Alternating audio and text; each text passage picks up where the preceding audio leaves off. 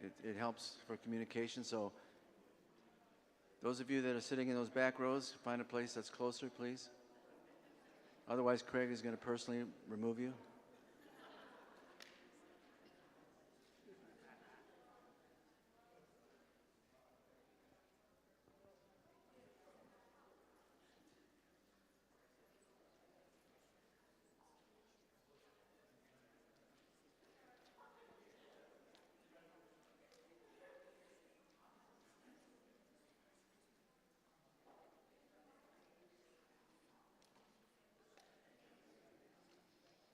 Again, good evening. My name's John. I'm one of the pastors here at Redeemer Fellowship Church. Welcome, and we're so excited to have Craig Miller with us tonight. We're going to get right to Craig after I give thanks for a few people who have helped put this together. First, Heidi Skeens, are you in here? Oh, right there. Heidi, thank you. Heidi's our youth leader, and Heidi has really labored and done some great things to help prepare for this event. So thank you very much. Brandon Robinson is doing a live stream. This event is live streamed. It's also going to be on our website that you can access afterwards if you want to. Brandon, thank you. Thank you, Holly Collins, for doing sound. There she is. Charlie Hamill, thank you for doing the AV. Thanks to our office manager, Maria, for helping put this thing together. And thank you, Craig, for coming. So, just a little heads up, Craig's been a longtime friend and a resource for our church, and I know many others, in terms of helping people and counseling them and ministering to them over the years. And so we just constantly refer people to you and your ministry, and we thank you for that. I want you all to know that Craig made it clear he takes no fee for doing this evening. He gives his ministry away, and so he made it clear he doesn't want anything for this, and yet we disagreed with him and wanted to give him a love offering. Amen? And so the QR code, you can do it with that, or there's a box back there for the love offering. That's all I have to say about Craig Miller. Let's welcome him.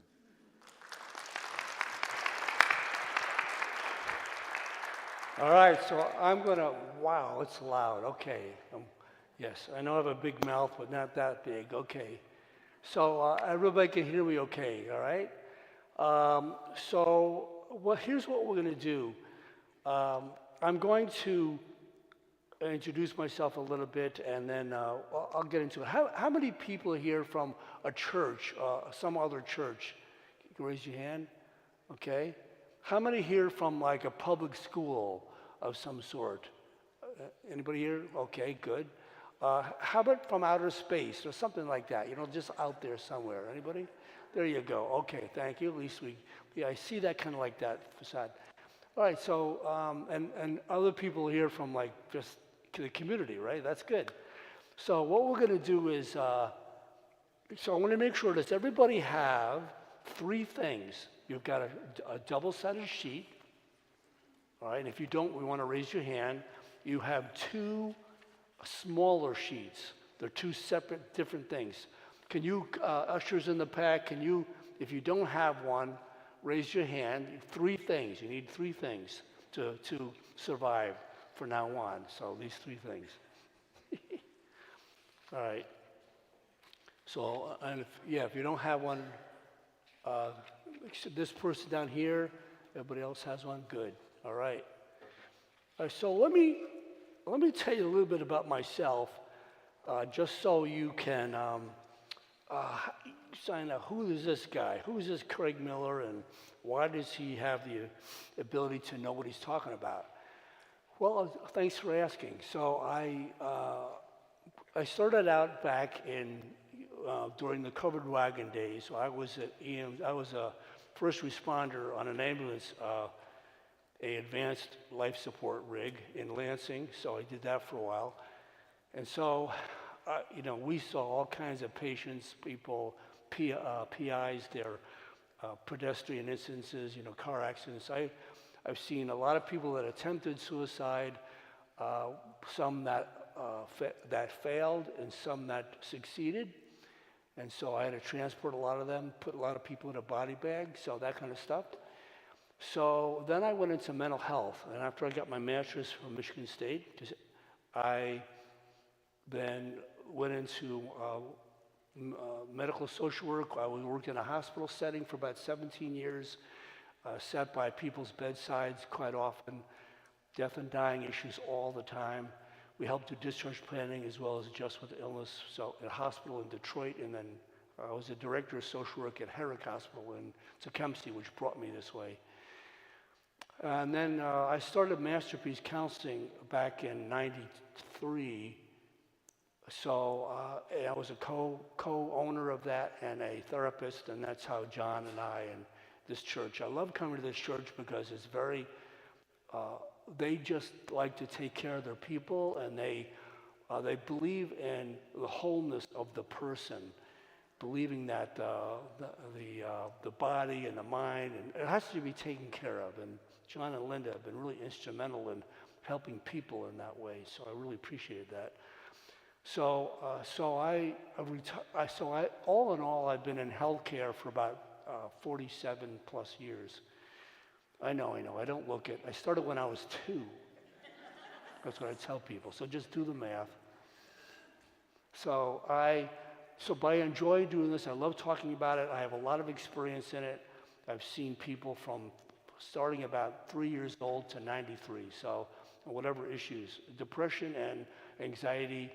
I've seen a lot of teenagers, a lot of youth, and I love to share what I've learned to help you become better with that. All right, so I believe in laughter is one of the best medicines, okay? So there was this, the Smith family lived next door to a couple who had an older daughter and a son, and they knew that this couple had been out or gone out for the evening, and so they know the daughter is usually babysits for their son. And so Mrs. Smith got a knock on the door, and she opened it, and she saw that it was their young boy that came holding a list. And he said, Mrs. Smith, he explained, I'm on a scavenger hunt, and I still need 3 items that I can't find. I said, I need 3 grains of wheat, a pork chop bone, and a piece of used carbon paper so I can earn $1. And she said, wow, that's quite an extensive list you have there. Who sent you on this challenging hunt for these things? She said, oh, my sister's boyfriend.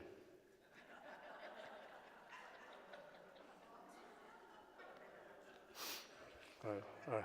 Well, you'll get it in a moment. So if the person next to you gets it, share it with them, okay? So, all right, so here's what we're going to do. Let me get my clicker here. So we're going to start out talking about anxiety, and then we're going to talk about depression, and then we're going to talk about suicide. Now, my desire is that we have a question and answer time afterwards, and we'll have a runner go around with a mic just for any question is fair game. And a general question about somebody, if there's somebody you know, just make it a general statement, that's fine. And afterwards, I'll stick around, and I'll be here for, if you want some more information about what you may be going through. I'll give you some ideas of what you could do. We'll just see what the Lord does with that. I don't want to turn this into a healing session per se, but we'll just see what the Lord does, but particularly if you have questions to help you understand what you need to do, all right? So let's start off now, all right? Would you go to the next slide? Let's see. Hold on a minute. There you go. Whoops, you want to go to the first one. That was my... Yeah, go to the first one. There you go. What is anxiety? Okay. So there's 2 types of anxieties, really. One is healthy anxiety, a healthier anxiety, and one is more of an unhealthy. So the healthier anxiety, there's 2 parts of that. So that's normal, by the way. God created that. We're supposed to have anxiety. for two particular reasons. So let's just say, especially if we have something exciting happening or something's happening that we want to, that we're doing, like buying a house, is it the right thing, or taking a test, or like taking your driver's test, or whatever it may be. The second one would be that it's created as a natural warning system in our body. So we naturally are supposed to be anxious to warn us if something's not going well. And so, like, there's a warning of something, impending doom or impending danger. That's a warning sign. But here's the difference. With healthy anxiety, it goes away after the danger is gone, or it goes away when the issue, like the test is done, or the danger's gone. That's the healthy part of the anxiety. That's when you know it's healthier. The unhealthy anxiety is when the event creates these symptoms. Now, you could have the similar symptoms with healthier and unhealthy. The difference is the healthier, like you could have a churning gut feeling, a restlessness, irritability, racing mind, maybe a little bit of a worry, some sleep problems. But the difference is with the healthy, those should go away. That should take care of itself and not have it afterward. But the difference is, you could have a consistent thing going on, like something happening, like you're worried about a decision that you're making. That's still somewhat on the healthy side, but it depends on how severe it becomes. And that's a big issue nowadays. The unhealthy is when the symptoms don't stop after the event's over. That's more unhealthy. Anxiety feeling like all the time. You could have specific anxiety, you could have a general anxiety, like it's always happening. Like, for example, there was a boy, a teenager that I had who would be anxious every time their parents had pizza, which is kind of unusual because pizza is one of our favorite food, but it could be any kind of a food. So I'm generally okay, but every time I see this or this happens, I'm having a lot of anxiety. That tends to be unhealthy. And so what I did is when I asked him about it, we did some exploring, and we finally found out that there was a time years ago when he was younger, and he had forgotten about it, that he choked on a piece of pizza. And he felt like he was going to die. Now, he wasn't, but at that time, we feel like we are. The shortness of breath, the anxiety feeling. And so he realized he had the same types of feelings now as he did then. He just didn't see the connection between that item of that. You could have somebody, for example, when I did work on an ambulance a lot, I'd hear stories about people when they go to a certain intersection, or they'd hear a song on the radio, or something would happen, let's say they're in a car, and when they get all this anxiousness, this churning in their stomach, they get a little lightheaded or worried, and to come to find out, that was the song that was played when they had their original car accident. And so I had a woman, just to go, I'm going to get ahead of myself, but so it can be specific, or it could be general, whereas it's always going on, like I'm always having that feeling. And so if you're having a lot of anxiety, we'll get to it in a minute, we need to find out why, all right? So you could have, this anxiety can start even in utero. I mean, anxiety is never an origin. Anxiety is always a result. Anxiety is always a result of something. I'll give you an example. There was a woman, actually, I did a healing session here, I don't know, a long time ago. I think it was organized, I put it on, and there was a 24-year-old woman that came out to me, and she had anxiety her whole life, as long as she can remember. And it was especially when she was driving, and she was driving in the car somewhere, especially on the freeway. And so what we did is I asked God to take her back to where she first felt that feeling, and literally a memory came to her that she was told about her mom, said that when her mother was 8 months pregnant with this 24-year-old, the mom had a car accident. So somebody T-boned her from the side, They hit the mom. The mom was injured, but she was not. She in utero. So, but from that moment on, the mom always had anxiety, and the girl was born with the anxiety. So, so when a person has a lot of anxiety and they don't remember where it came from, it could be an incident from a long time ago, you don't remember it, or it could be from your mom or dad in utero.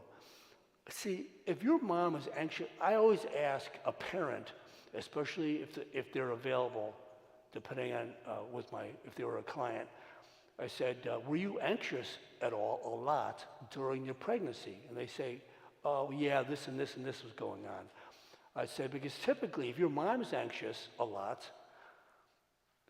I'm kind of I'm getting into stuff I don't typically talk about, but so this is usually what I talk about at my healing services, but it's really interesting to know origins. If your mom's anxious all the time, the adrenal gland produces adrenaline. The adrenaline is the fight or flight chemical that washes over your body and makes you either fight or run. So adrenaline is activated. It's a neurotransmitter hormone, so it makes my mind work fast to decide what to do. But because it does that, that adrenaline washes also over the baby. And so the baby becomes anxious, and the baby will pull adrenaline from their adrenal gland. If the mom's exhausts her adrenal gland, she'll pull it from the baby, and the baby will be born with an exhausted adrenal gland, which produces like this fast-thinking, constant type A personalities, ADD, panic issues, anxiety issues. That's what happened. So if you don't know where it's coming from, that is one of the origins. The other origin is where I see more of. Now, by the way, this is all healed, by the way. So I always have to say this. Don't worry, like a lot of people say, oh my gosh, what did I do to my children? I ruined them because I was anxious during utero. Well, it's healable, all right? Well, first of all, apologize to them, but I mean, it's healable. And because that 24-year-old young woman that I helped, we did that, by the way, it took 10 minutes. So, but most of my anxiety that I see in especially teenagers comes from home life and school. So I've seen a lot of kids that are bullied, a lot of kids that have this pressure in school to do it right, to competition. I have a lot of kids that live in homes where mom and dad fight a lot, or mom and dad are so busy, the kids are left kind of more alone, and they don't see one. So when mom and dad do have an argument, they don't know what to do with that. If there's more argument than there is love, connection, affection, doing things as a family, constantly doing things, then anxiety can be because you don't know what to expect. And when you so I always recommend in families, and I did a family seminar several weeks, actually in March, and we talked about that parents' job is to continue to raise their kid until they leave, and even after they do leave, they're still their parent. So it's the connection. The parents should always be aware of what's going on with the children. So there's also a lot of data now, like the algorithms in social media, TikTok and help me out here. TikTok, I don't watch any of them. Instagram, what's the other one? Yeah, all that stuff. There's algorithms in that. When you watch it, it makes you want to watch more. And so just watching like YouTube videos or shorts, what it does is the music, you just watch the music, the content, and they cut it down. And when you start watching it, it knows what you're watching, and they're going to give you more. And it's actually that's the new addiction. And the problem is, especially when in your own communications with people, we get anxious because I can't live up to that, or how I'm treated, or I don't feel accepted. There's a huge issue with that, and parents should always be aware of that. I'll tell you what, parents, you need to limit that stuff, really, until they leave the home. You need to limit, and kids can say, oh, don't listen, mom or dad. I don't want you to hear this. But the point is that if you as a teen and you are anxious and you don't know why, then it's usually your lifestyle. What else would it be? And you know what the interesting thing about it is? You don't even know it because we live it. You have more pressure now than I did. I mean, I felt I had pressure then. I was bullied, all right? And my son was bullied. Now, I didn't have my dad help me. I was bullied. I was beat up. I didn't like it. I was beat up on somebody's front lawn, and the guy came out and broke it up. I probably would have been beat to a shred. It's because bullies are usually the weakest people. It's because they have to make themselves feel good by putting somebody else and make them feel worse because they don't feel good themselves. That's the whole point behind it. That's their motivation. Their motivation is that they don't feel good themselves. It's like a drug to them. If I can make somebody else feel bad and show everybody else, then I'll feel better. It's really sad, actually. So I shared this on my other day. My son was bullied when he was 12. He was told he was a lot of names, gay and all that. And the reason why because he didn't have a girlfriend at 12. I'm 12, right? We didn't let our boys date until they were 16. They could group date, but they couldn't single date. Okay, they hated it. But they're married now and they have kids and they're doing wonderful. They didn't become deformed because of it. So, like, parents, just do your parenting, all right? So, and parents and youth, I know it's harder because the older we get, we want to exercise freedom and we want to exercise independence. But there's a price for that. There is a price for that. And so what I realize is that unless parents want to restrict things, and they don't even call it restricting, it's really just because they love you.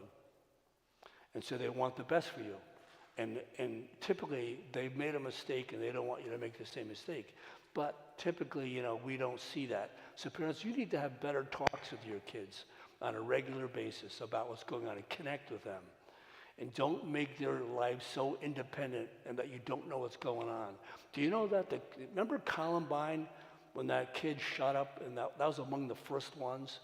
Do you know that when the police got involved, they investigated, they went in the kid's room, he had a bunch of guns and all kinds of how to make bombs and how to kill people on his iPad and all that? Like, they should have arrested the parents, like right there. Like, where were you? So why did your kids get that far? Anyway, look what you made me do. I got started. That's not even in my notes. Anyway, my point is that it's really important that you recognize something. Recognize that your body. Let's go to how do you overcome this? Because I need to move on. So if it's severe and you can't seem to get rid of it, seek counseling. Seek someone to talk to about it. It's really important because your parents, I'll be honest, I didn't always know what to do. Now I do a little bit better. So when my kid was 12 and 13, I told him you got two options. Now I'm not advocating this, but I said you could talk to your friend. One of them they were his best friends. I said you could talk to them and say, "Why are you doing this to me?" Have a private conversation. Why are you treating me this way? And the other option is I said, beat him up. And I showed him what to do. So he talked to one and he beat up the other one, okay? And he's fine. I'm not advocating that. I'm just saying you got to do something. You got to feel like you're doing something. So I wish my parents allowed me to take boxing lessons. Anyway, so I'm not advocating that. I'm not advocating violence, okay? I'm just saying it's helpful if I feel like I have some kind of control over what people do to me. So first of all, tell someone, oops, I need to move forward. Yeah, there you go. Thank you. Thank you, Holly. She's way ahead of me here.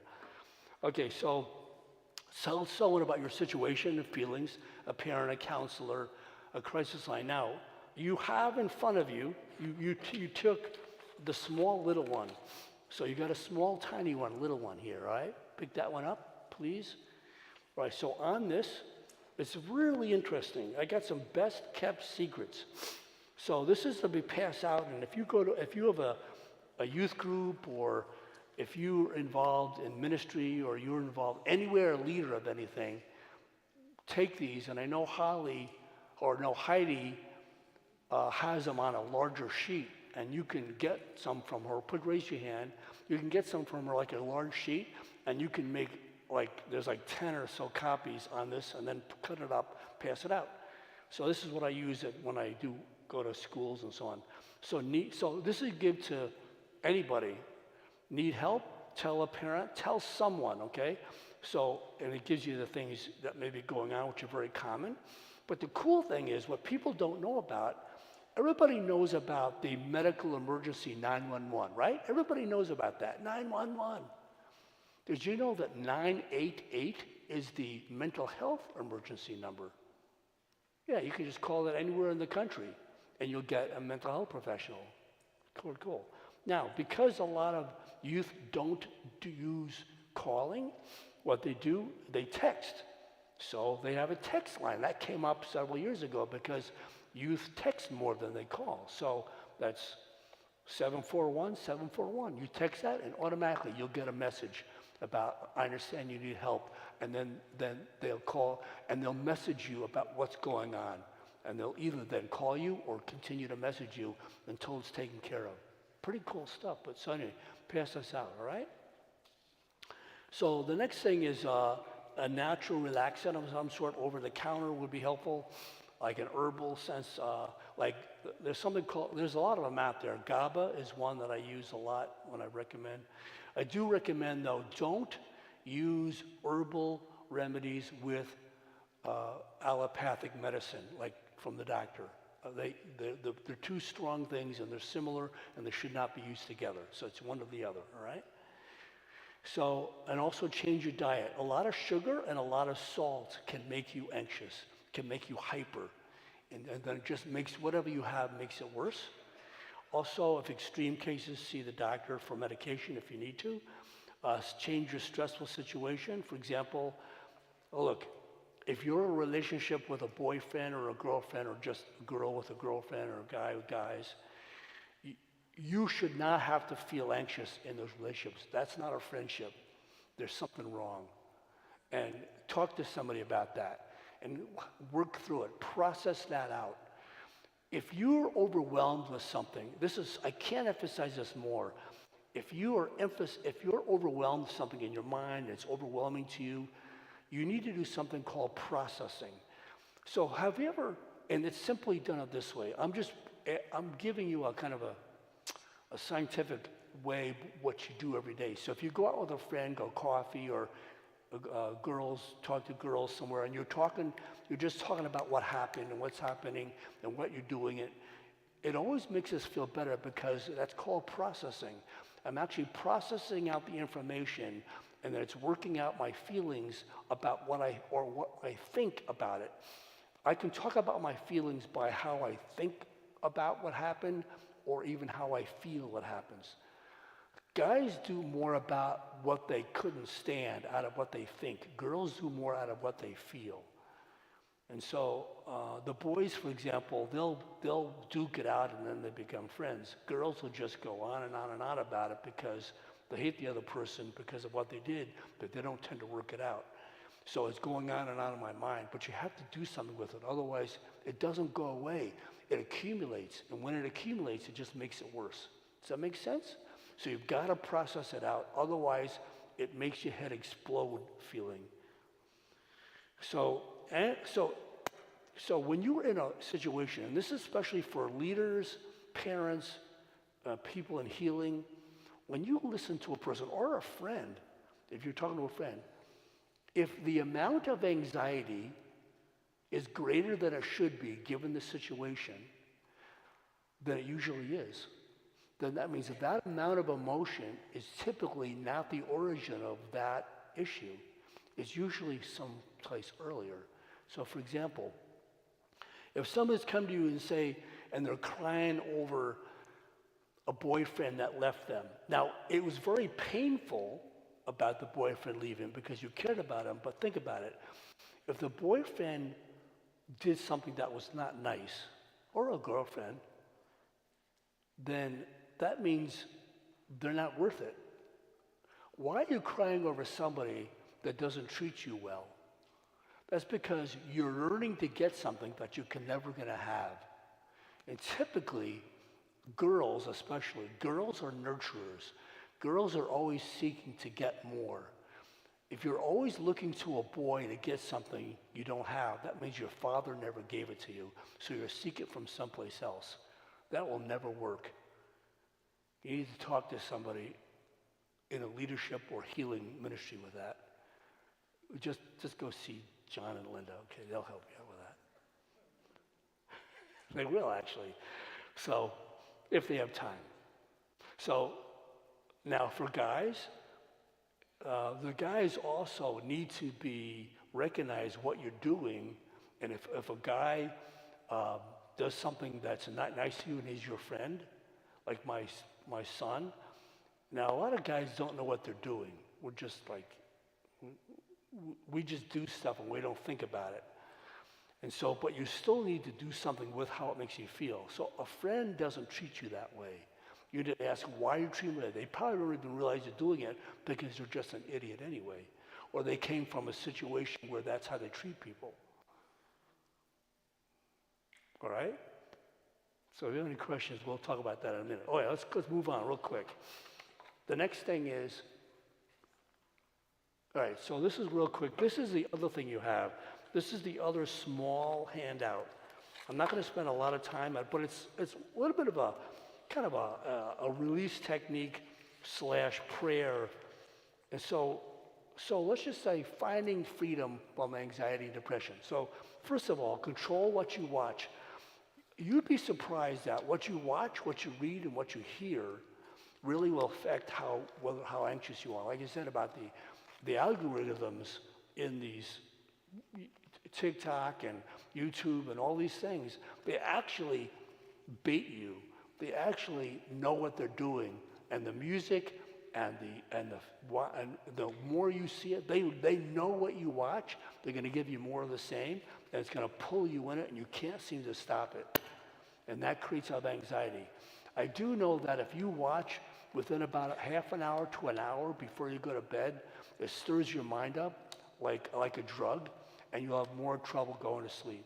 So the more active the information is that's changing on your video, the more it's going to activate your brain. So you literally will have a harder time relaxing to fall asleep. They say you should give yourself about a half an hour without video before you go to bed, or at least something very more soothing and quiet, like even music, right? You don't want to have that on when you go to bed because it keeps your mind too active. You don't want to have it on when you're sleeping is what I meant. Does that make sense? Okay, that's just a suggestion. Also, seek positive people, media, Bible scriptures. So, yes, so what the reason for that is you have your negative people and your positive people. So this is another thing. If you're around people, adults or teens, if you're around people that are always negative, they're always critical, the glass is always half empty. In other words, everything is negative, or they're always sarcastic, they're always putting people down. These are really insecure people. And what happens is it pulls you in. My mother, bless her heart, she's passed away several years ago. She died when she was 99. And so she was a very negative person, and everything was always half empty. I got anxiety from my mom. I didn't realize it because it wasn't like, there's two types of anxieties you can get. One is like incident happened, like somebody died, divorce, parents fighting, yelling, this sort of thing. So an incident. I'm anxious because of that. But the other type of anxiety is way of life. Like it was always kind of like this, where my mom was like that. Everything was negative. She always questioned about what was going. Okay, this is going to happen, or it's called catastrophic thinking. Like everything's going to be bad. I had one woman. She was in her late 50s, and her nickname for her dad was "stupid idiot." That was her nickname, and so she was constantly called that. And so it's always this constant negative. So she had this terrible self-esteem problem, judgment problem, critical. And so when my mom was alive and my dad was alive, I talked to her. Now, they live in New York. New York is my New York friend. Okay, so Long Island, okay, which I don't obviously live there. I haven't lived there for 45, 50 years. So I'd call her, and she'd go on about the negativity. And when I would get off the phone, my wife once said, "Craig, you're so negative when you get off the phone from your mom." What happens is with negative people, they pull you into this negativity, and I go along with it, and I don't realize that. So I had to recognize that. I had to separate myself from my mother, thinking like, so this is what I'm telling you. Watch what's going on. Watch and listen to the people around you in the way they are. If they're negative, if they're always putting people down because they don't feel good about themselves, then you got to say, wait a minute, do I want to be part of that? Now, you don't have to not be a friend with them. You have to just be careful. You'll get pulled into that, and then you'll do the same thing. So my wife said, "Craig, you're always so negative." So I thought to myself, so I did my own self-work. I did work with myself and worked through some of my negativity. So the next time I was on the phone with my mom, I would metaphorically, I'd be like this. So I'm here, my mom's there. She'd be talking, and they say, "Mom, I realize it's really difficult for you, but you got to do something about that." She'd go, "Here's your dad." So she realized that I wasn't letting her do that anymore. I wasn't giving her permission to take my brain away. I wasn't giving her permission to get in my brain and be negative, so I would be negative too. And that's what you need to look out for. So it makes you what? No one's stealing our joy. Thank you, Joy. Okay, that's a good one. All right, so get the feelings out. Tell someone else. Journal it. If you have no one to talk to a friend that's wise and won't go telling everybody else, and people that will get wise counsel or at least help you get it out without being negative themselves. Or if you have nobody to talk to, or pray it out. If nobody to talk to, journal it. That's the best way to do it. Write it or talk it. Talk it's the best, journal it's the second, and of course prayer is always in there, right? And by the way, it doesn't matter what time of day or night, God's up anyway. I mean, he's up all the time, right? So he'll listen to you anytime. The next thing is find the root. Now, this is just a little thing you could do is what's the feeling? So what you do is emote, E-M-O-T. So what's the feeling that you feel at the moment when you're anxious? Find an earlier memory, and then picture a safe person in your life. Give yourself a little hug. So if nobody's going to hug you and reassure you, do it to yourself. See that person loving on you or seeing Jesus there. You could see a grandmother there, whoever's been hugged, or your dog, whatever it may be. And just see that and just give that hurt away so you don't have to hold on to it. And then think good thoughts. Replace it with good thoughts. Now, real quickly, if you want to, and then I need to move on. This book, out of all the books I have out there, all that stuff out there that I've written or done, if there's one book you want to get that has the most information about origins of what I feel, why do I feel that way, how that affected me, what I can do about it, that's the book to get. So just want to let you know. I don't have enough time to talk about all this stuff, but I did want you to have a way to get more information. All right, so what I'm going to do is let's go on to now talk about depression. So, yeah, there you go. Okay, so you can take your sheet out, the larger sheet was double-sided, and go to how to identify when you're depressed, when you have depression. So I'm going to focus more on teens and children, but I do also want to talk somewhat about about adults too.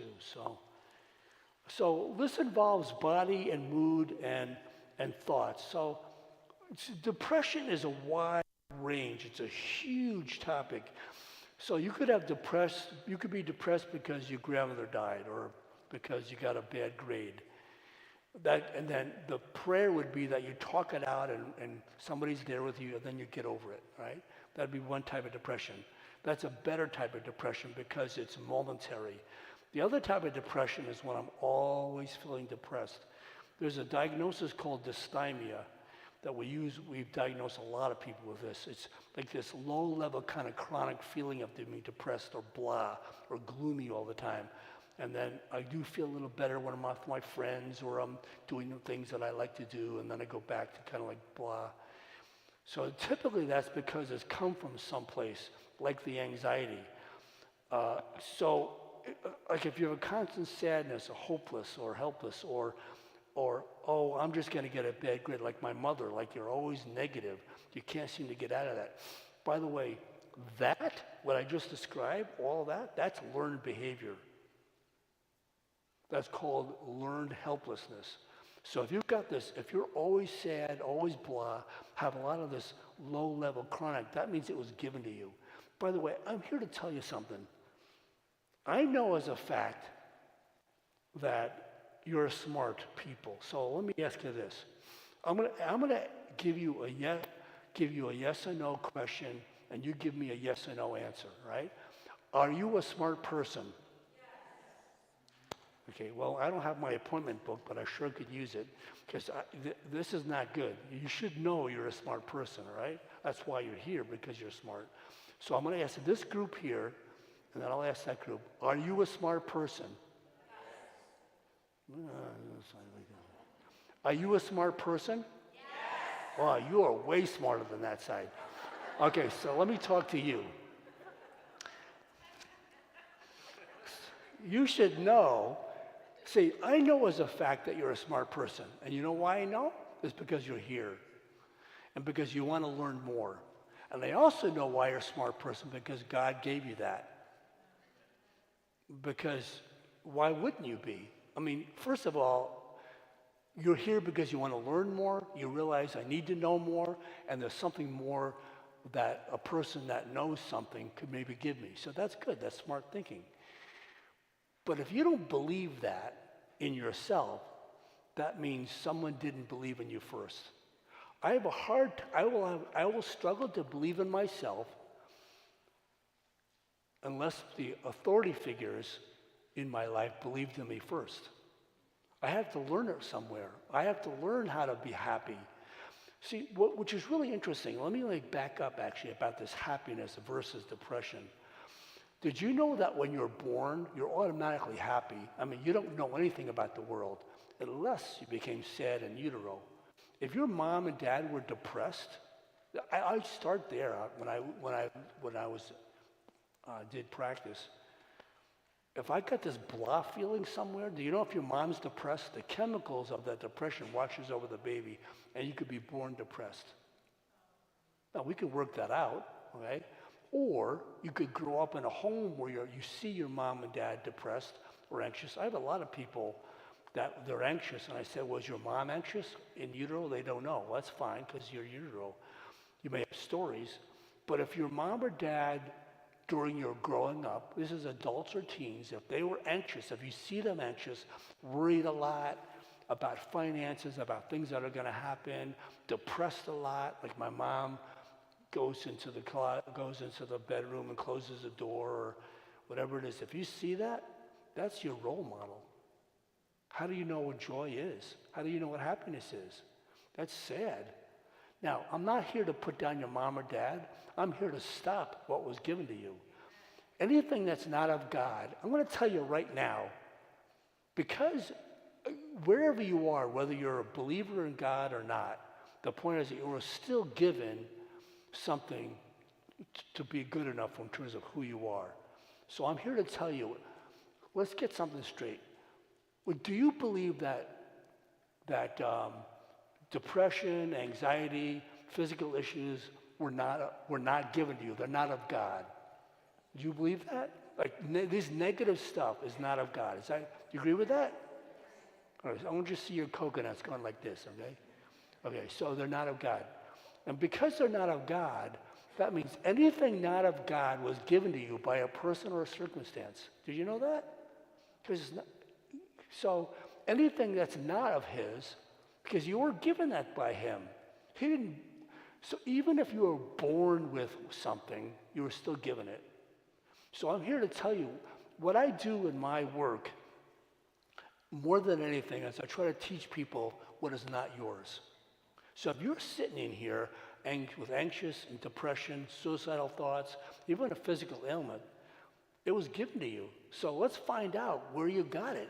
That little prayer I just gave you, what's the emotion and where'd you first feel that? So we got to get rid of that. So I'm just trying to help educate you to realize that what you have is not yours, even the depression.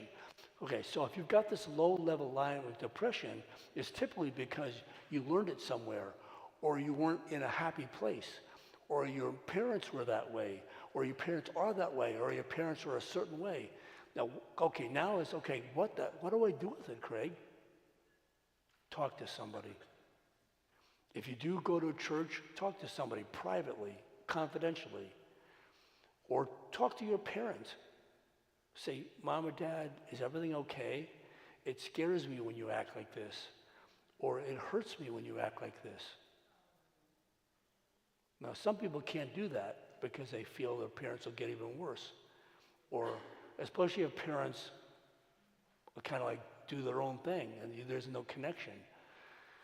Then talk to somebody about it. Ask your parents, can I go see a counselor? Don't be ashamed of that. So many times I've seen a lot of kids, youth, and we go over stuff that's going on confidentially. You know, if the person's going to harm themselves, that's when I tell the parent. But other than that, I want them to feel better, and we just help them get out of that, because parents are in their own world a lot of times, and they don't even know it because that's what they grew up with. This is usually a generational curse issue. This is the way it's always been this way. But you know the cool thing about it is you're here now to get you out of something that you don't deserve. So if you have a lot of depression, then we need to find out, like, why. This is supposed to be the happiest time of your life. You're going to look back and either really enjoy the fact that what you went through in high school, or you're not. But I want you to be able to enjoy it. But if you're not enjoying it, you're going to figure out, like, why. Are the people around me making me depressed? Are they making me anxious? Is it how they talk? Is it how they act? How do I fit in? Do I feel like a nobody around them? And I'm constantly trying to catch up or be good enough or do this, do that. I had this is what they call it now, kind of ADD stuff. I had fast thinking. I didn't do well in school. And so I can get it from anywhere. So when I was in 6th grade, I had a teacher named Mrs. Epstein. She was she was probably 80 years old. I mean, aren't they all like that old? So I can remember where I was. I was in 6th grade, 10 years old, or 10 or 11 years old. And I was sitting there, we had 30 kids. She was having a bad day. And so she said to me, "You kids will never amount to anything when you grow up." And I believed her, because I didn't do well in school anyway, and my parents really weren't that much help. And so I believed her for years. I had to work myself out of that. And so I didn't do well. I continued to not do well in school. And she was part of that. Now, I can't blame her. Oh, yes, I can. Yeah, she shouldn't have done that. I can blame her all I want. But it's not going to do me any good, because I got to work on my own feelings. You can blame these people all you want, but what are you going to do about it? All right, so you have to decide, I'm not going to let them take space in my brain. I'm not going to let them rent space. I'm going to evict it right now, because this woman has an issues. I said, "Teacher, Mrs. Epstein, you've got issues." So, okay, my point is that do the people around you have issues? They probably do, because everybody does. Everybody's got stuff. All right? So, all right, so let's move on with this real quick. So, for emotional expression, this is on your sheet. Women are more likely to report to be sad, tearful, guilt, worthlessness feelings in a general. They tend to be more aware of it. Men don't. Boys and men are less likely to report it, but they tend to be more irritable. Girls tend to cry more. Women tend to cry more. Boys tend to be angry more. And boys and men will hold in the feelings and become more unemotional, which is not a good thing because men have more heart attacks than women do. And they have more suicide than women do because they hold on to stuff. External, internal, women tend to internalize it, believe it or not, but it comes out through crying. Men will external through risky behaviors or aggression or being reckless. So it's not any better, it's actually worse in terms of letting it out because they do it through behaviors rather than through expression of emotion. It's got to be through, so if you see that, if they're a friend of yours, if it's a girlfriend or a boyfriend or whatever their friend is, ask him, is everything okay? It's not going to hurt anything. It's going to be best. And then give him a little sheet. Say, why don't you call 988? It doesn't matter. It could be suicide or depression, whatever it is, or text this number, all right? So physical somatic symptoms. Somatic means physical symptoms that there's no really origin to it. And usually the somatic systems are usually emotional generated stuff like stomach aches and pains and headaches and those kind of things. Those are usually somatic because the amount of emotion we have, the emotion can actually stir up physical problems. And eventually I'll get physical problems, like a lot of problems. This is what I teach in my other seminar, is that things like fibromyalgia, eventually things like, if you hold in emotions long enough, the emotions will turn because with the emotion creates energy. Every emotion has an energy. That energy comes in our body, and if we don't get rid of it, it actually stirs up the body more and actually blocks meridians, blocks the flow of energy through our body, so it causes diseases. So things like fibromyalgia, Crohn's disease, chronic fatigue syndrome, MS, Guillain-Barré to some degree. I mean, I could go on, but they're all internal issues. They have external expression of internal pain. Okay, so help seeking and a disclosure. Women tend to can seek it more. Men tend to not seek it more. But again, men through their behavior more reckless. But women tend to be get it out. You can see it or hear it in their voice and what they do, but they may not do anything about it. So if you hear it from a friend, ask them about it. It's not going to hurt them. It's actually going to help them. And then you've got something now to do about it. Just ask them to call this number, right? To do something, or talk to a parent, talk to a counselor, talk to a youth leader of somebody, all right? Coexisting just means that you have two, you could have anxiety and eating disorder, you could have depression, and women tend to have more of those, and those sort of things. Eating disorders more because it's an image issue. That's huge. I see a lot of that anxiety of wanting to fit in, want to be pretty enough or not being pretty enough. Do you know there's always going to be somebody better and prettier than you in general? Like when I did, even in counseling, when I first got my degree back during the time of, I think it was when we had wagon trains back then. So when I got my degree, and like there was no electricity and but so I wondered if I was going to be good enough. I had all these therapists that had 20, 30 years of experience, and I wonder if I could be good enough. Well, I was eventually. You'll get there. You just have to allow it to happen. And over time, I would over time, I know now a lot more than I did before. So I know the people now that are just coming in to the profession, I give them a little confidence. I say, you know what, you'll get there. I was at the same place. The same thing with sports. Don't let where you are in your sports get in the way of where you think you need to be. It's a matter of practicing. My dad was a professional. He was a pastor, actually. So he didn't do a whole lot with us sports-wise. He wasn't into sports. And so when I was on the Little League, I was the best bench warmer they ever had on the team. I could sit on that bench better than any of those. But I didn't play a lot. I wasn't very good. But when I became an adult and I played on my church softball league, I was outstanding. Okay? So, and it's because, and I wondered, like, why was I so bad? Well, it wasn't until one of my boys was 7 or 8 years old, and we were in the backyard, and I played catch with them. And playing catch with my boys, because they were just getting into the Little League, and that's why I was so bad. My dad never did this with me. I realized it's all about practice. It's all about working towards getting there. So I didn't understand why. Well, but my parents weren't able to help in that process. So it's a matter of just people want to work together. If you want to do something, find somebody that you could help you get there. So what I did is I helped my son be able to pitch better, be able to throw better, because I realized I couldn't do it. And I actually found help to help him, because I couldn't do it as well.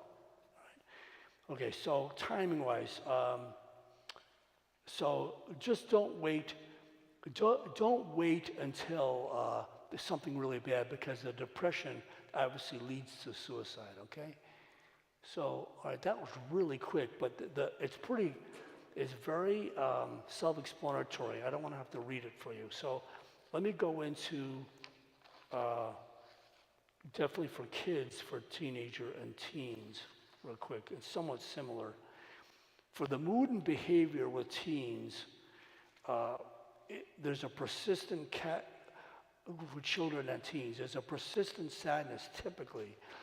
But for children especially, children don't know what to do with it, so children will hold on to things and they act it out more, whereas teenagers become a lot more irritable, anger, and so on, and your school decline, a lot of depression with youth. So parents, or even in yourselves, if you notice that you're more irritable, if you get more angry, if you have more conflict with your parents, it's typically because there's something bothering you. So I'm going to tell you something. I'm telling you a lot of things actually. So when I was working in the office, I'd have parents come up to bring their teenager into seeing me, and they say their teenager has an attitude. They're not doing this, they're not cooperating, they don't deal with stuff, they just send them to the room. So what I do is I say, stop. Why do you think your child has an attitude? Well, I don't know, because he doesn't cooperate. He doesn't do what he's supposed to do. Wait. You're the parent. You're creating the environment. Who creates the environment for your kid who's dependent on you because he has an attitude? I don't know. You do. Your kid has an attitude because you have a problem. You know what? I don't see the kid anymore. I see the parents. Because the parents have a problem that the kid now has an attitude because they either don't feel loved, they don't feel connected, they don't feel heard. That's a big one that I hear. I don't feel heard. I don't feel like I'm important, like I don't matter, like they're not there for me. They don't listen. So of course they're going to have an attitude. So really you've got to decide yourself now, youth that are here, that you don't have your parents, if you've got a lot of stuff that I'm describing going on inside of you, where do you think you got it from? It doesn't come out of thin air. You either got it because your home situation or your school. No matter where you spend the most time, that's where you're going to have the most influence.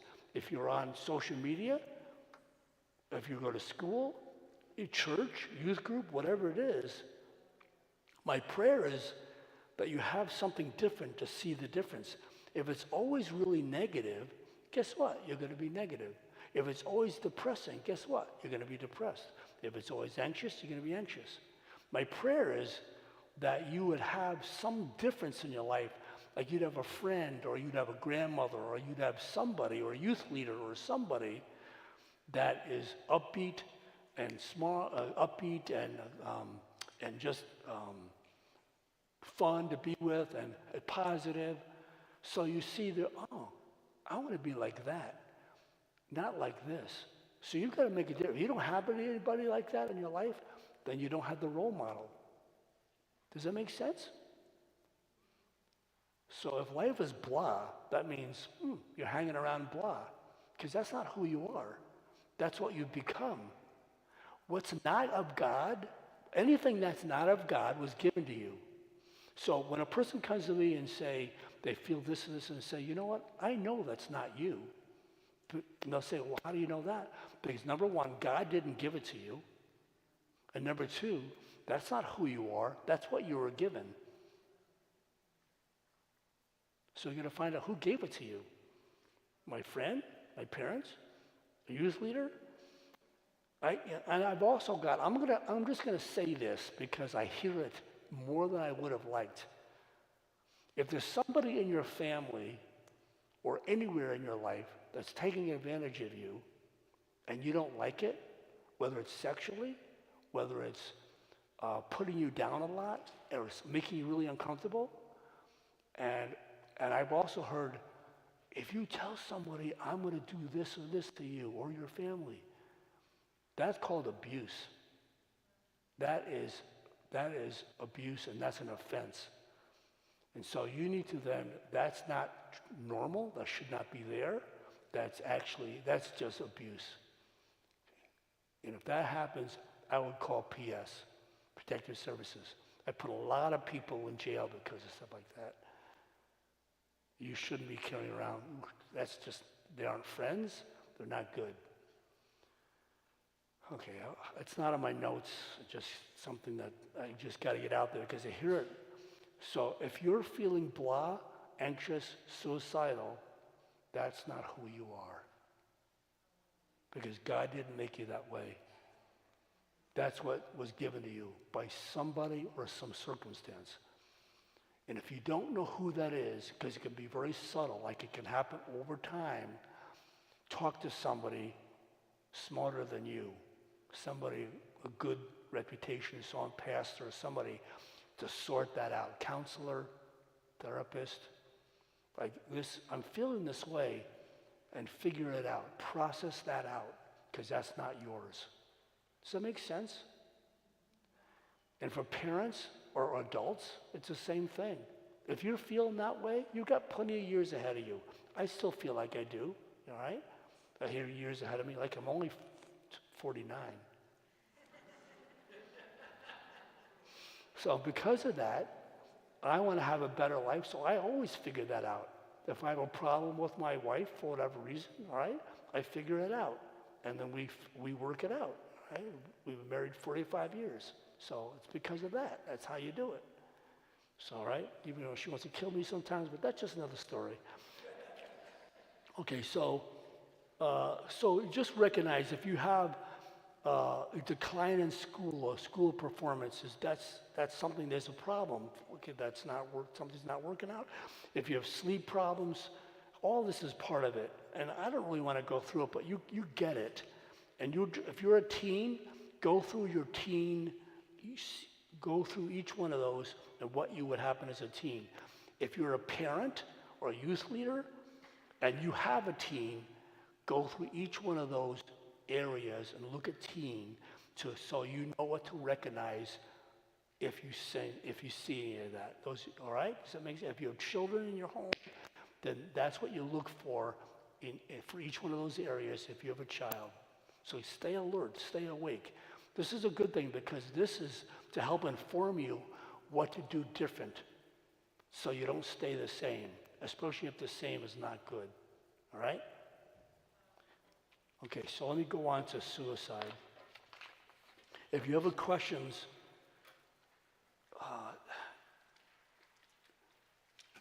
I'll just say, anybody have any questions on that issue, on this, on depression or anxiety?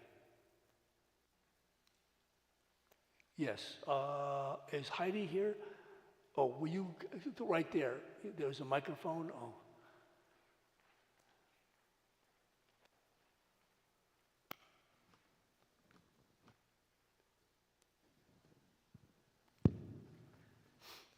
Yeah, I thought I would do it that way, so in case you forget, we got more to do.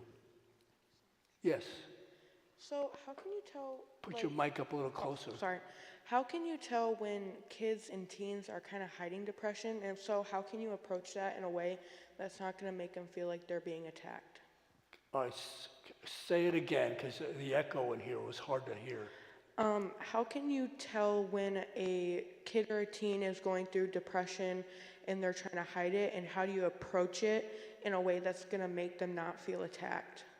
Good question. Okay, so first of all, I'm assuming if a parent does it, you're saying a parent to a child? Well, okay, so what I would recommend you do is, first of all, if you notice there's something different, I would go into the room or privately. You could go into the room, sit on the bed next to them, or somewhere in the living room, whatever, and say, honey, or whatever you want to call them, I love you, and I just noticed there's something different. There's something not right, and I want to help you feel better. Is everything okay? And typically they're going to say, everything's fine. Right? Now, if they're that kind of a person, I do recommend that you wait till they're in their room. Go in their room and sit on the side of the bed and ask that question, right? And then they're going to say, everything's fine. And if they won't ask them again, it says, well, I just noticed that you've been down lately, you've been sad, you've not been spending much time. Now, if you don't spend much time with them, then it doesn't matter anyway. My prayer would be that you'd always spend a lot of time. So this means you saw that there is a difference, all right? If you don't do any of that anyway, then there's no difference. So just FYI, when we were raising our kids, my dad was always busy. He would come home, read the New York Times, which is a huge paper, take a nap, and then go out for another meeting at night. So it wasn't a lot of connection. So I vowed that I'd be different than that. So we would have, every week we'd have family time. We would take them somewhere, we'd do something, and we'd have powwow time. So we were dealing with issues on a regular basis, and we would talk to them, we would do things together as a family. So it was a constant connection with them. So if there was a difference, I was better able to see it. Okay, so let me go to the next step. So let's just say I'm sitting on the bed, I say those words, things seem to be not right, and they don't say anything, and you know there's something that they're holding back. So what you would do is, you would go out, go get your pillow, come back into the room, and you would close the door, and you'd sit. This is at nighttime, particularly at night, because youth tend to talk more at nighttime. You take your pillow, you sit at the door, and with your pillow, and they're like, what's going on? It's the weirdest thing. Then ask the question again. They say, well, honey, I love you, and I know there's something not right.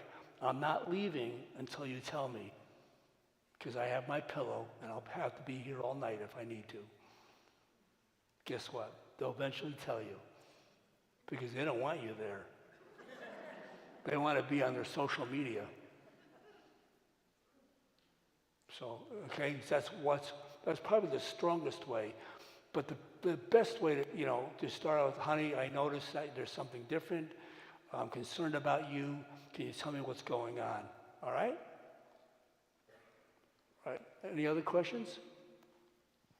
Craig, for the youth, if they see a friend that's struggling with depression or struggling with things, how could they approach each other or support each other without feeling attacked, like you said? So if it's a friend to a friend, you do the same thing. If it's really a friend, then you're showing the concern, right? So it's just how do you talk to this friend? Do you ever talk about stuff like that? Just ask them how they're doing, and then you could point out what you're noticing. They may deny it, they may not like it, but that's what, and you could say, listen, I'm your friend. I want to be here for you. So you approach it that way. Does that make sense? Like, why wouldn't you? And because you're a friend, if you do something really off, then ask about it. All right? All right, so let's go to suicide. Now, so in the mood and the emotional area, teens' attitude, typically, they're not caring, they're in the room a lot, there's a lot of separateness, there's more shutting down. They don't talk a lot, they just a lot of separate, and they don't do much with you anymore. The child, they increase in childish behavior, and they may say something like, I want to kill myself. I have a lot of like 3, 4, 5-year-olds will say that, but they don't really know what they're talking about. The reason, that's learned behavior somewhere. But it's also because there's something troubling them. They don't know what to do. They don't know how to kill themselves. They just know that that's what you do. I mean, so that just is a clear sign that there's something wrong. And typically it's because they're being hurt somewhere. Same thing with the teenager. The teenager won't bring it up. So let me share one. This is, I debated whether to bring this up or not, but I've dealt with a lot of suicide in my office or in general, or parents that came to me after they succeeded, like their teenager or somebody. People that talk about suicide, it's generally more attention getting. There's still a problem, they still need help. But if they talk about it, they're giving attention to problems that are going on. That needs to be attended to. The suicides that usually attempt that succeed are the ones that don't talk about it, the ones that are quiet, the ones that are shut down, the ones that are pull away. Those are the ones you should be most concerned about, because it's not attention getting, because they don't care anymore. And so those are the ones you need, the people that, but you have to be really attuned to that. That's why when my son was depressed during that time, I didn't catch it. I really feel bad about that. So summer came, and he does summer thing. He's not in school. Then the 9th grade came, and I noticed it more because he didn't want to go to school, and so I realized that it was more and more because he was now in the environment that made him depressed. And so I picked up on it then. Then I sat down, I did the same thing that I mentioned. I sat down and I said, what's going on? He said he's being bullied in school. And I said, well, I need to go. I said to him, I'm going to need to go to a counselor and talk to them. He said, no, don't do that. It's going to make it worse. I said, so I'm going to tell you something. I don't know how many parents or how many adults, they came up to me when they're adults now, and they said, I wish my parents did something about it. Because they didn't have the guidance. The parents let it go out of their own guilt and shame. A lot of parents don't set boundaries. They don't take away social media or limit it, or they don't limit how we have dating, or how we are with the other sex, other gender. Because parents nowadays, they work so much. There's a lot more guilt. There's a lot more shame. So parents, because they work so much, they're not around their kids, and kids know how to make the influence. So the parents give in. And I don't know how many people as adults said, I wish my parents didn't do that, because I got into stuff that I shouldn't have. So when my son was saying to me, no, don't do that, don't talk to anybody, number one, they know me there just because of it's a small town. And so I said, I'm going to call them and let them know that that this is a concern of mine. We need to do something about it. So I called them. This is what you need to do as a parent. Don't pull back. So when I called the school, this is obviously years and years ago, they said, well, come on in and we'll fill out a form, a grievance form. I said, I'm not filling out a form. It's happening on your property. You're responsible for it. And if you don't do something about it, I'm calling the authorities. Guess what? We had a counselor call me, and we dealt with it. All right, he had him go in there, and we worked through it. They had called the kids in, and dealt with it, and then the other part, I helped my son deal with it. So the point is that I'm protecting you, son. I'm not letting you get away with this, and then you regretting later that I didn't do something about it. You have two regrets. It's even with suicide. You either do something about it now, and I'm glad you did later, or don't do something about it now and be guilty later. I'm going to be guilty now because I was stronger and they didn't like it, or be guilty later because they're dead and I didn't do anything about it. Which one do you want? I'd rather be a parent and have them upset and then years later be glad I did. Does that make sense? I've heard that so many times. Years. Yes, sir. Wait just a moment. Let her give you that. Craig, along those lines, with, say, preteen, teen, adolescent, and adult, would you say that the first time or any time I have a suicidal ideation and plan, that's a 911 moment? Whether it's a call for help or a manipulation or an actual, you said people expressors are less likely, but one of the kind of norms I've heard is if they report it to you, like I said, that's a 911 moment at least the first time? I don't know. Okay, so if somebody talks about it,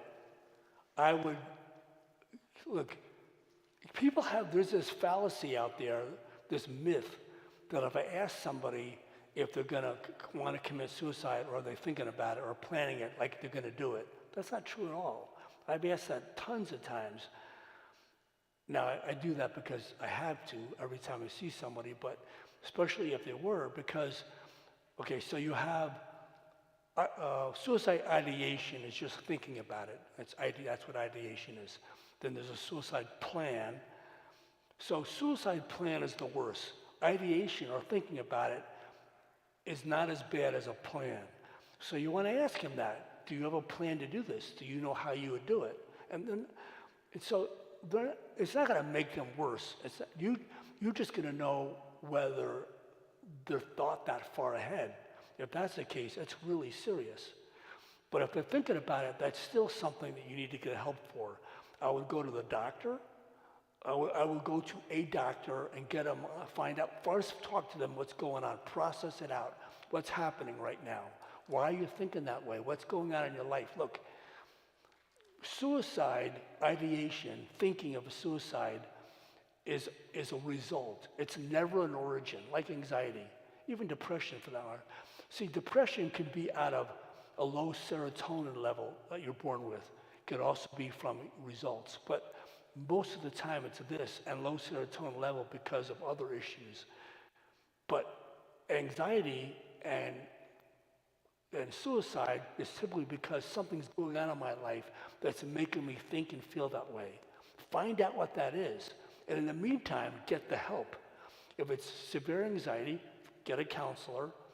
And if they can't get in right away, go to a doctor and get on some kind of I'm not a big medication pusher. I never really was. I tend to be more naturopathic. And I tend to find out what the origin and just get rid of it, so you don't need to be on medication. But if they were suicidal or they were really depressed, I would have them get on something. I would have them go to the doctor because I'm concerned. But you need to realize even a medication for depression can take 3 weeks for it to get to a therapeutic level. It can still take 3 to 4 weeks, like a Zoloft or whatever it may be, Lexapro, whatever it is. It still takes a while. Now you can have a shift within the first 7 days, but in essence, for a therapeutic level, it can still take long enough. You still have to watch them, talk to them, process it out. So I would ask him about what's going on and then get the help at the same time. Does that help?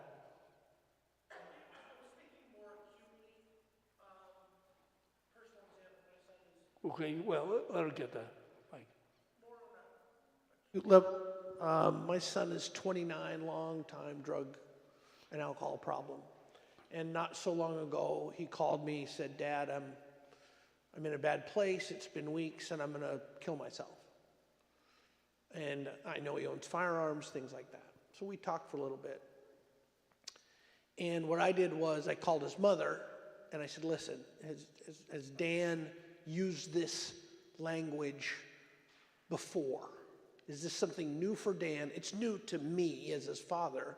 Is this new? And she was kind of non-committal. And so, I mean, I was literally torn. Do I call 911, send him to his house yes. and save his life? Or do I hope, and thankfully the Lord, I mean, he checked himself into flour the next day, but was that a 911 moment and did I miss it? Thankfully, without living with the regret you're talking about. So I've had times where I literally had a person on the phone that's suicidal. I'd have my office mate call 911. I get there and I'd have them go to that house. I had a woman in my office that she said that when I go home, I'm going to kill myself. I've got a gun. I'm going to kill myself. And I moved my chair over to my door, okay? And she's sitting over there. And I said, you got two options. Either I take you to the ER or I call the police. No, I don't want to do anything. I want to go home and da-da-da. She had a plan, or she had ideation, she had a plan. Those are the two worst things. And so what I did is we took her over to the ER. So 3 days later, I get a call from her while she's inpatient. She said, Craig, I just want to thank you so much that you did that for me because I wasn't thinking straight. They never are. Even when they kill themselves, they never are. Are they going to heaven? I believe they are because they weren't thinking straight, and God knows that. They weren't in their right mind.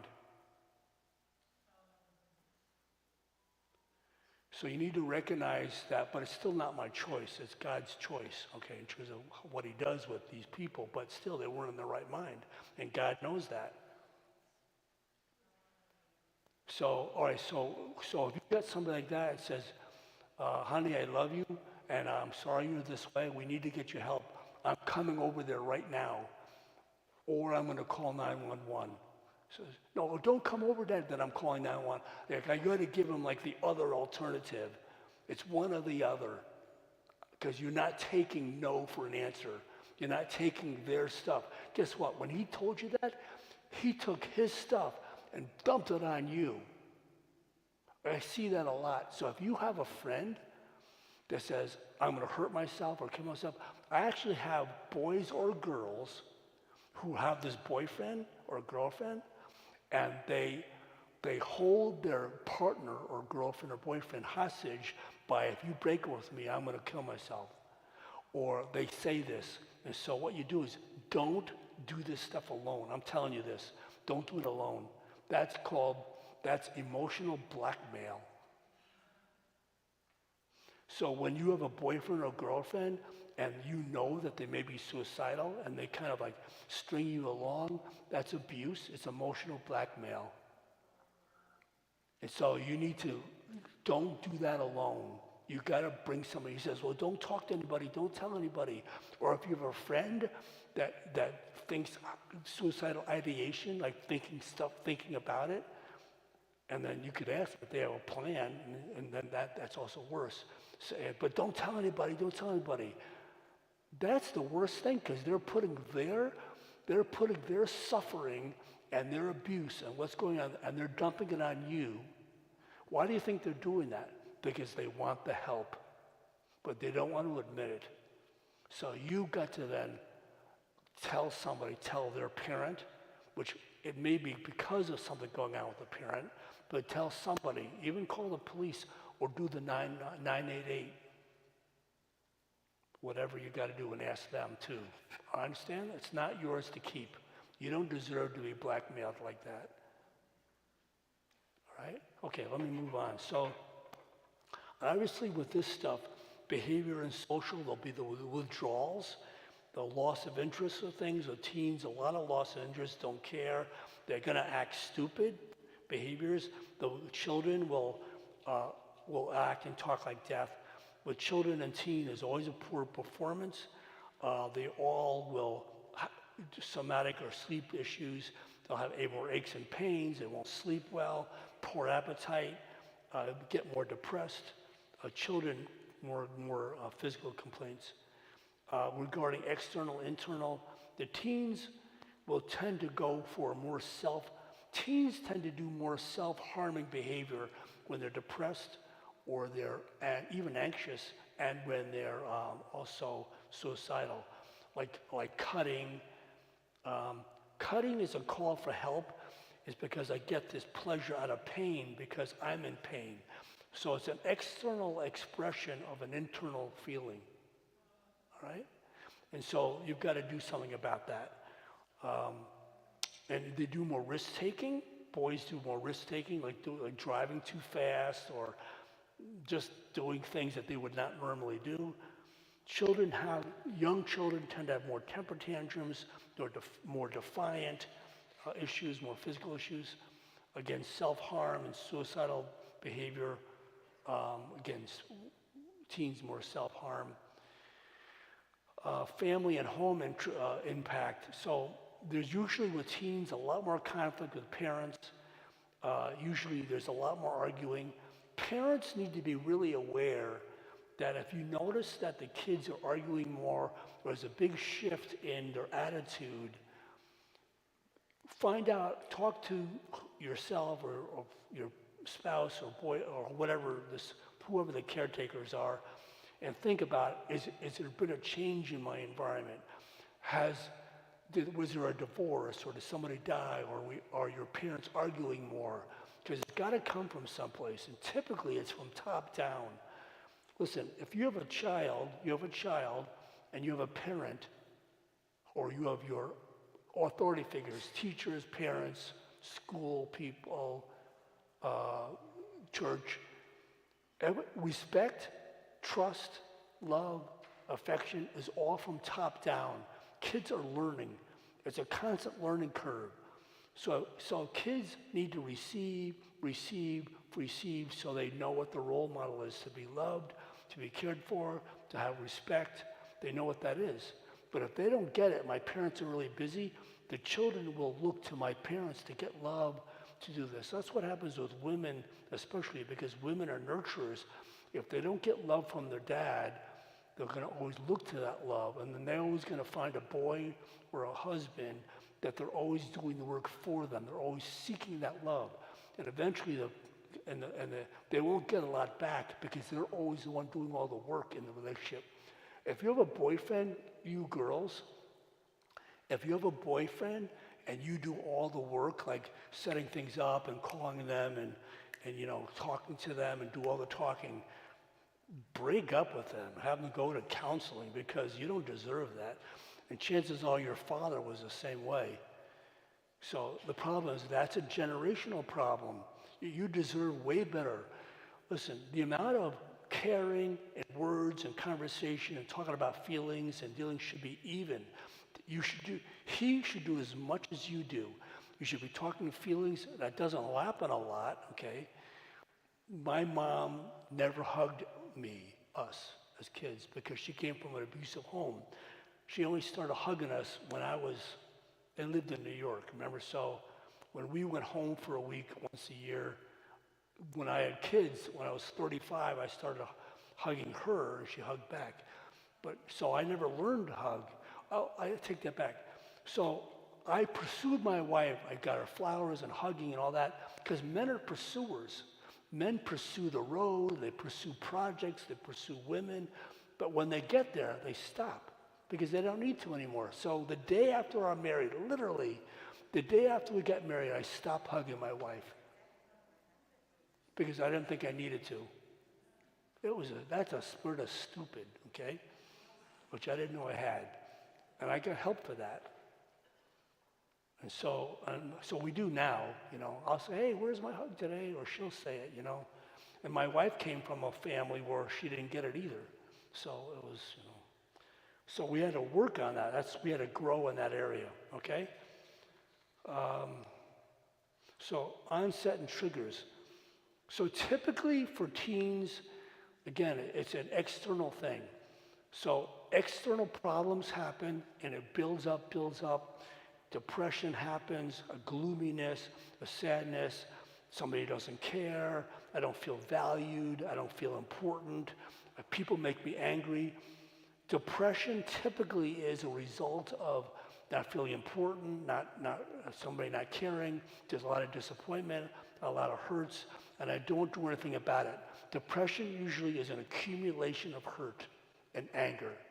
And then suicide is the ultimate expression of my holding in something which I've never let it go. Like I don't care anymore. And somebody has to see that if you don't.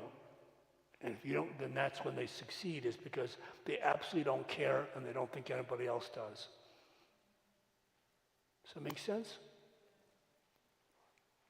All right, we just have a little bit of time left. When to seek professional help? Again, just when you hear it, when you see something different, there's a functional decline in the basic care, how they interact with you, how they talk, and then you can still call the crisis line 988. All right, so that was a lot of information, and you've got a lot of information right in front of you. Is there any questions regarding this? One of the youth had a question. If they see like their parent, their caretaker, their guardian is the one that's struggling with depression, suicide, how do they approach it? So if the child or teen sees their parent having suicide, even anxiety and all that, now you could ask him about it. If there's a close enough relationship, ask him about it. And then you could ask him, have they ever thought about getting help? Now, my mom came from an abusive home. She would deny it, but her father was very abusive to her brothers, her brothers. And I'm a pretty successful therapist over the years. And so twice in my lifetime, when my mom was alive, I told my mom to get professional help.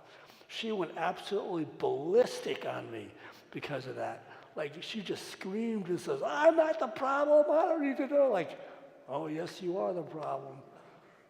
So anyway, that can happen too, like they'll deny it. And then you'll know for sure they've got a problem. And you know what? Guess what? It shouldn't be your problem. That you say, Mom, I need counseling then because I live with you. You don't say this. You don't say the second part. Just get some help from it. Talk to somebody about it. All right, so other than that, you've got to take care of yourself. If your parents can't help you and you don't know where else to go and you feel alone, don't do this alone. Find the help, even if you have to call the 988 number or talk to a pastor or talk to a school counselor. Right? Don't do this alone. Same thing with adults. Don't do this alone. Get the help you need. Because, go ahead. Could you comment on the spiritual stronghold? It's like, and even us also about sometimes generational, uncle commits suicide, son commits suicide. Yeah. Okay, so I wasn't sure of the audience that I'd have. So spiritual strongholds. A stronghold is something that spiritually you feel is there, like a demonic presence or something that there's generational strongholds where there's been suicide in the family. As it talks about in the Bible, the fourth and fifth generation, and you can have that. So as a therapist, which I was a Christian therapist, you need to recognize I do see the spiritual part of it, but I also see that the devil works off of something that's already there. Because Satan is already defeated, the more we focus on Satan, the more we make him important, and the more he then gets credit. So instead, I tell people, trauma is the biggest open door for demonic activity.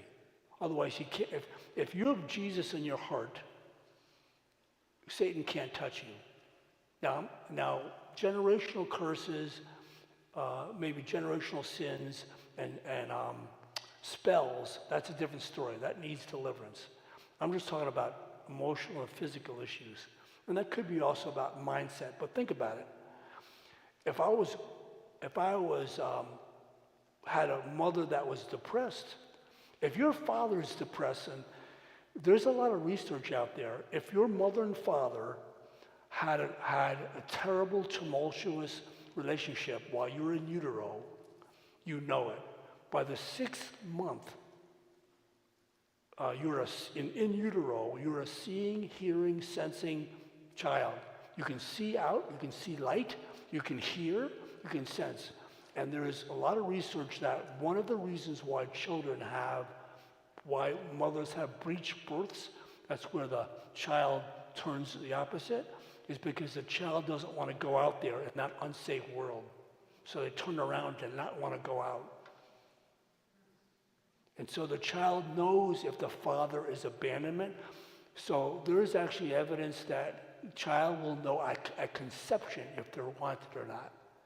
And I see a lot of people that are, anyway, that's where it's moved forward. Is it a demonic thing? Because the church doesn't deal with emotion, the church doesn't deal with trauma, everything is demonic. So is it a stronghold? Yes, but it's an emotional stronghold that Satan makes worse. Deal with the emotion, not Satan first. You understand? So yes, there's suicidal issues, but guess what? Everybody's been depressed because everybody grew up in a depressed home. There's been a lot of alcoholic. Now, is that a stronghold? Yeah. You could still pray that off. I'm not against that at all. I'm just saying there's a lot more to it than just that. So there's still strongholds. Yes, ma'am. We have this one. Just a quick follow-up. Do you think sugar is kind of like alcoholism, the addictions to sugar causing depression, especially with children? Absolutely. Okay, so there's a book called, anyway, I'll have to remember the name of it, but do you know that back in the 20s, if not actually earlier than that, in the 1900s, they brought sugarcane over. Sugarcane was an opiate, like an opiate back then. It was used as a drug. And that was their first Coke. And out of that Coke, they created Coca-Cola. So the drink Coca-Cola is originally the sugar that they had was the original cocaine that they used, and they dumbed it down enough to make a drink out of it. Now, it's not like that now, of course, but sugar, what happens is when you take a lot of sugar, you have a sugar high, and then within 2 hours later, you have a sugar low. Those that are diabetic know exactly what I mean. And so I have a sugar low. Okay, so my wife and myself, but my wife mostly, when we were first married, my wife would have these in the mornings, and I would in the mornings be overwhelmed and have these, get more overwhelmed and anxious and angry about things. We couldn't understand why. And I would be that way when I was a child. But what I realized was if she had more sugar at nighttime, she'd have a sugar high, but if we didn't deal with the sugar low, that creates a lot of, it's like you have depression. It's like you're bipolar. And a lot of people are diagnosed inappropriately because it looks like it's bipolar, but it's not, it's a sugar issue. And salt, by the way, like I mentioned before, salt will increase your blood pressure that makes you hyper and makes you hyperactive, and you can't sleep. And so you think you're really anxious. No, you just cut the sugar, cut the salt out. Yes, Joy? I'm asking this because other people might deal with this. So if you're someone who's speaking light into a situation and they are also believers, but then you have people that are enabling this behavior of this other person, as believers that are bringing light into it, how do you, yes, I know there's boundaries. I learned that now. But I'm not an enabler. I get to the issue and figure it out and talk it out, where these other people that are believers in Christ, they just say they need to go in their room and pray and read the Bible, but yet they have that same behavior because they're struggling with something. So how do you be a light in that situation and still love them, but like, I'll be honest with you, I have family members who really think I'm crazy because I've healed and God has restored me from my childhood. And I'm actually, there's 3 or 4 different family members who all think that I'm crazy when I invited them here. Okay, so the question is, how do we be encouraging to other people when they don't let you be? No, it's almost like they're enabling the behavior and saying God's going to fix it, God's going to fix it, but they're constantly always not, none of them are in peace. And so I'm loving them, speaking truth to them, but then I'm constantly the one that's getting, I'm the issue, I'm the issue, I'm the issue. Okay, so one thing you've got to recognize is that we have to, where do we stand in all this? Like, you realize that. You realize that I'm the outsider, I'm the scapegoat, I'm the black sheep sort of thing. I hear that a lot. And so, first of all, I have to set my boundaries. So you do what you possibly can, but if you can't go further, then you have to decide what you want to do. I give permission to people to set boundaries, even to have less to do with them. You could go to these family functions, but like, remember COVID? Or COVID, the way people describe that, whether you took the shot or not took the shot, so when COVID hit, it was like 2019. So in February, we would have about 30 people. We had 9 therapists at Masterpiece. So we had typically 30 people on our wait list. So in February, within 2 weeks during COVID, right in the middle of it, our wait list went up to 90. And it was primarily depression and anxiety. And a lot of the people that came to me, this internal fights in families over vaccinated or not vaccinated.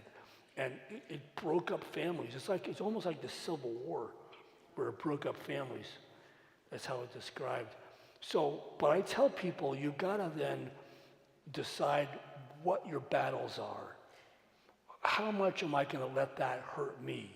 So do what you can, and if they still feel that way, then you need to decide, I can only do so much. Like with my mom, I'll just be honest, I'm very, very conservative and very Republican. My mom and dad, they were tree huggers, and everything was the Republicans' fault, like everything, okay? And so my mother would take a bullet for Clinton back when, is that what I say? And so guess what? So we never talked about religion or politics with my family whenever we got together. And so we just didn't. And so you have to pick your battles and your boundaries.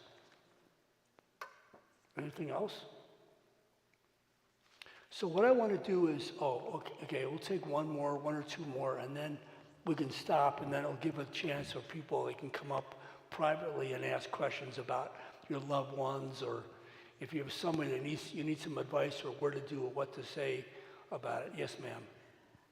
You didn't mention anything about triggers and the way that we really approach people that are deep depression. Well, say the first part. I said you didn't mention anything about triggers. Triggers. Yeah. and the way that we approach people, our friends and family that may be going through something. You know, we have to watch our wording with them, I believe. Okay, and what are you looking for in terms of the triggers? Triggers for which, for suicide?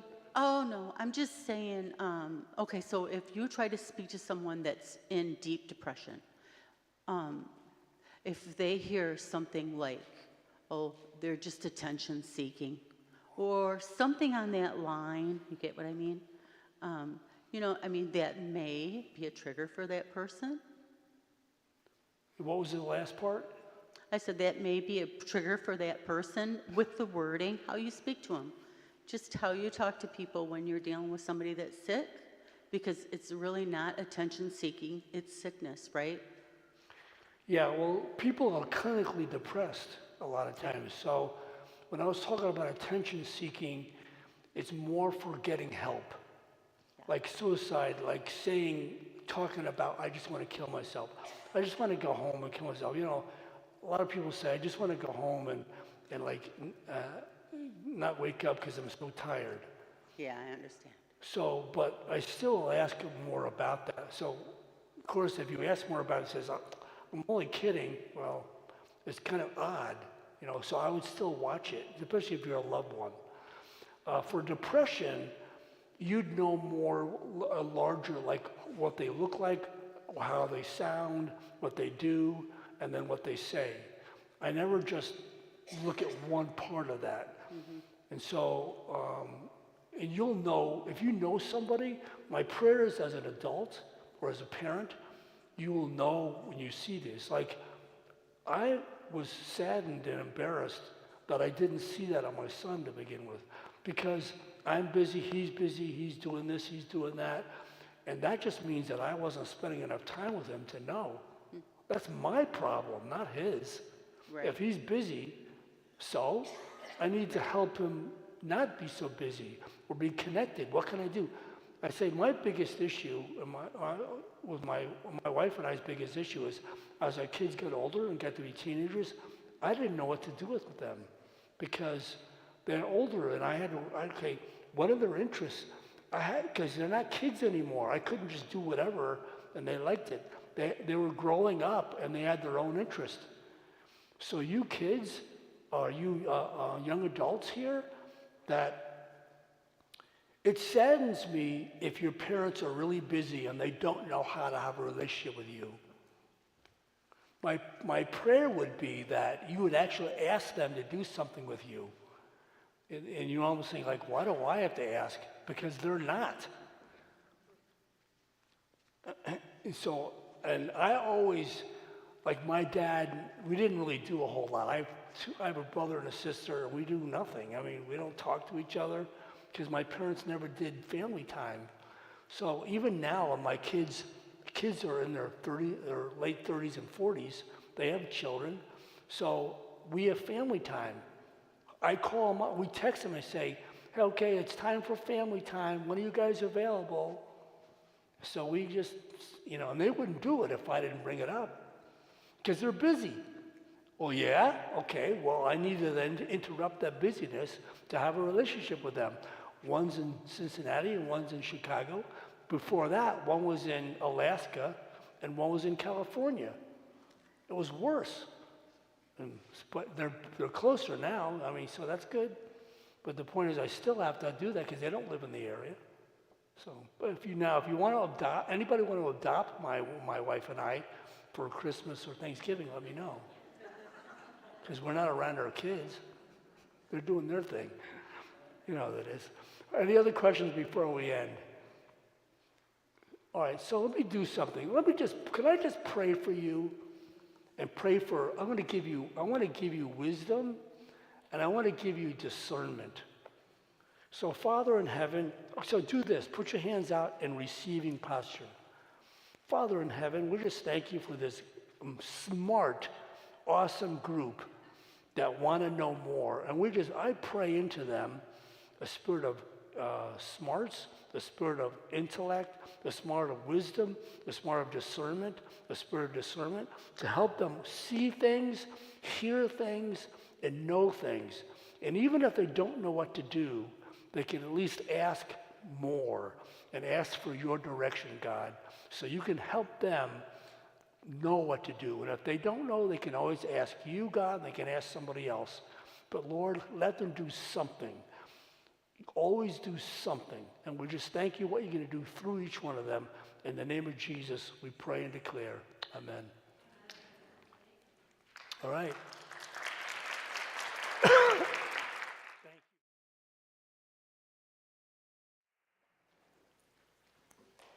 Yeah, that was tremendous, wasn't it? Oh, man. One more time, let's thank Craig for coming. Thank you. Glad to be here. Thank you. Thank you. So blessings to all of you, and some of you are going to come up and talk with Craig. So Craig, thank you for hanging around. You're welcome. The bookstore will be open there for that. Remember that book I had would be, if you want to get something to learn more about why you feel the way you do, where did it come from, how can I help to get rid of it, that's one of the better books to get. Thank you all for coming.